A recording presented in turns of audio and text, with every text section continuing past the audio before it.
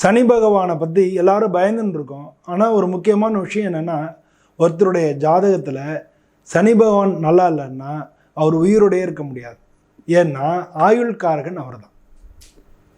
அது மட்டும் இல்லாமல் காலபுருஷ தத்துவத்தில் 10, 11 இந்த 2 இடங்களுக்கும் அவர் தான் அதிபதி. இது எதை குறிக்கிறது அப்படின்னா, சனி பகவான் தான் உழைப்புக்கு காரணம். நம்ம உழைச்சி சம்பாதிக்கிறோம் இல்லையா? ஒருத்தருடைய வேலைக்கு பார்க்கணும்னா, அவருடைய வேலை எப்படிப்பட்டது அப்படின்னு பார்க்குறோம்னா, சனி பகவானையும் நம்ம கணக்கு பண்ணி தான் ஒரு ஜாதகத்தில் நம்ம கொண்டு வர முடியும். அப்போ அவர் தான் ஆயுளுக்கு காரகன், அவர் தான் வேலைக்கு காரகன். கல்யாணம்ன்றது சனி பகவான் சம்மந்தப்படாமல் நடக்காது. அதாவது அஷ்டம சனியோ, 7.5 சனியோ, அர்த்தாஷ்டம சனியோ, சனி திசையோ, சனி புத்தியோ ஏதானு இருந்தால் தான் கல்யாணமே நடக்கும். ஸோ இவ்வளோ ஒரு முக்கியமான, அதே மாதிரி வேலை கிடைக்கும், அதே மாதிரி குழந்தை பிறக்கும். இது 3க்குமே அவர் தான் காரகன் ஆகிறார்.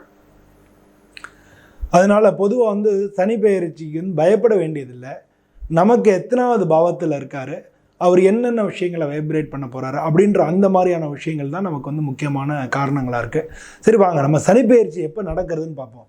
29 மார்ச் 2025 3/6/2027 வரைக்கும் சனி பகவான் மீன ராசியில் இருக்க போகிறார். இப்போ கும்பராசியில் இருக்கார். கும்பராசிலையும் பயிற்சியாகி மீன ராசியில் 29/3/2025 3/6/2027 வரைக்கும் இருக்க போகிறார். இதில் 2 முறை வக்ரமாகிறாரு. 2025 ஜூலை மாதத்துலேருந்து நவம்பர் மாதம் வரைக்கும் வக்ரமாகிறாரு. 2026 ஜூலை மாதத்துலேருந்து டிசம்பர் மாதம் வரைக்கும் வக்ரமாகிறார். ஸோ 25 ஒரு முறை வக்ரமாகிறார், 26 ஒரு முறை வக்ரமாகிறார், 27 பயிற்சி ஆகிறார்.